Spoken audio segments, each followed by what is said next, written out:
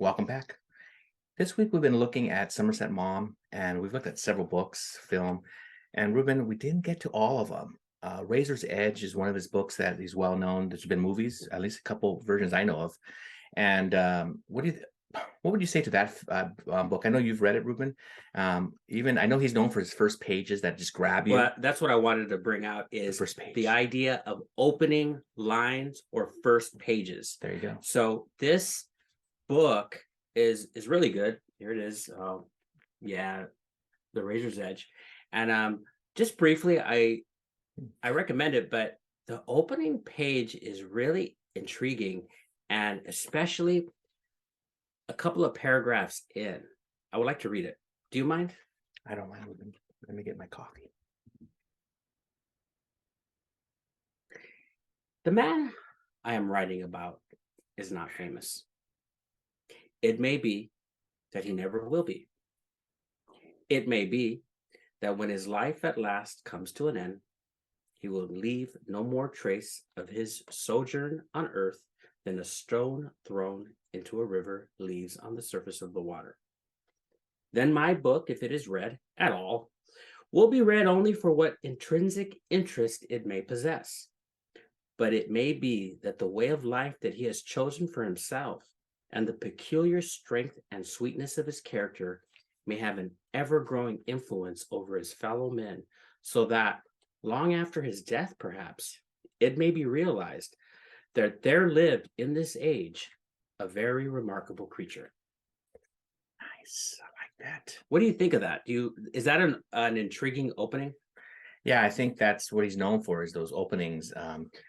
Yeah, I mean you're already grabbed. Let's get into the second page, right? Maybe we can. I think it's an unusual way. And by the way, I should say the opening line is also great. I should have read the opening line too. His very first line is, "I have never begun a novel with more misgiving." I just like that because it's it tells you he's uncomfortable, but yet it's a device. Yeah. Here are a few other opening lines, if you don't mind, or some of the things that happen in a first page. Are you ready? Different books, because one of the things I teach, of course, is writing and how to hook a reader.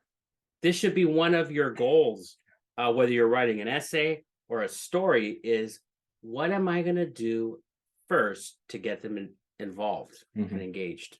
Here's one. He was an old man who fished alone in a skiff in the Gulf Stream, and he had gone 84 days now without taking a fish. Who wrote that? You don't know what book that is? Is it Hemingway? Old Man in the Sea. I got it. I said Hemingway. I said Hemingway. I thought you would get Old Man in the I'm Sea. sure Okay. Here's another one. people out there know I said Hemingway. But I thought we reviewed Old Man in the That's why I Sea. said I thought, Hemingway. well, the title is Old Man in the Sea. Ouch. It was a bright, cold day in April, and the clocks were striking 13. 1984. Orwell. All right, here's one. The Salinas Valley is in Northern California. It is a long, narrow swale between two ranges of mountains, and the Salinas River winds and twists until it falls at last in East of Eden. Bay. Right. There you go. Here's one of my favorites. This is the story of what a woman's patience can endure and what a man's resolution can achieve. Is it Painted Veil? No. These are just general books that have real strong openings, but it's a book that we haven't really talked about on this channel, but it's a great one. Maybe one day we'll review it. It's called titled The Woman in White by Wilkie Collins. Okay, last one. I was born on a Friday at 12 o'clock at night. It was remarked that the clock began to strike and I began to cry simultaneously. I like the accent. It must be something like Charles Dickens. Do you have the title, sir? I'm gonna say. You like giving me the author's name. I'm gonna say Twist.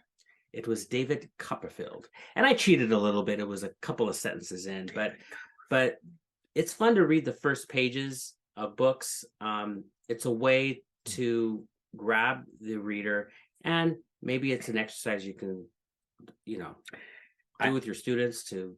For me, Ruben, I don't teach writing, but I do teach speech for academic decathlon, and I'm always going over hooks with them, and literary to hooks are things I ask the students, hey, consider that.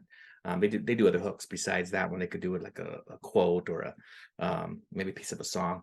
But from books, my gosh, some of these great writers that you just mentioned are perfect for those people. And if you teach speech, just to go to those great artists to get that information and to put it into your speech. So anyway, one way of doing it as well. Very good. Well, thanks for joining us. Bye bye.